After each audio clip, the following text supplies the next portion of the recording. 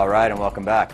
Well, the next topic we're going to take a look at today is residential lighting, and specifically energy-efficient technologies. And Greg is joining us once again. Greg, it looks like we've got some CFLs here. We do. And CFLs, most members may be familiar with these. DMEA has actually given out over 100,000 of these in the past several years. So hopefully they're in everybody's homes. But if not, remind us again, what are the advantages of maybe switching out the incandescent bulbs to some of the more efficient CFLs? For one thing, they'll use 70 or 75% less energy than an incandescent. And the second thing is they're a longer life. They last longer than an incandescent. And they generate less heat. Well, all advantages. What do we have going on here? We have a mock-up of an electric meter. And this is to demonstrate the difference in power usage between the two light bulbs. Okay. If you'll turn on the incandescent and you'll look at this disc here at the bottom and watch it spin from left to right, you'll see 75 watts going through the meter. And then if you switch over to the CFL, watch that disc drastically slow down because it's only pulling 20 watts, yet giving out the same amount of light. That's a huge difference. And you multiply that across all the light bulbs in your house, you can really see a savings. You definitely can. Now, what about some of these different styles? They don't just come in the kind of the curly ones anymore. You can get probably any CFL for any lighting application you may have in your home. We have some can lighting, some vanity lighting here, but there's all different types.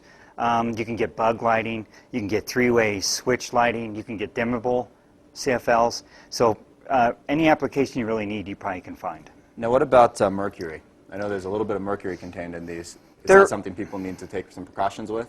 You should take some precautions, but just the level is not that hazardous. There's probably less than 4 milligrams of mercury in a typical CFL. If you do accidentally break one, open up the windows to the room where it happened at and sweep it into a plastic bag, tie it off, and just throw it away. Okay. And then recycling for burnt-out CFLs. Yeah, don't throw them away. Take them down to any of your local hardware stores, and they have a free recycle plan. Oh, great. Okay, so what other technologies are coming up? The newest technology in lighting, and it's fairly new, is LED lighting. And it is, again, 50% more efficient than a CFL, which would make it about 85% more efficient than an incandescent light. And the one drawback about the LEDs right now is they are kind of expensive. Okay. You can find some LED lighting here locally, but mostly it's on the internet. Okay, but something that we're going to see more of definitely in the future. Yes, they do make LED lighting in Christmas lights, so however that is cost effective, and you can get these locally.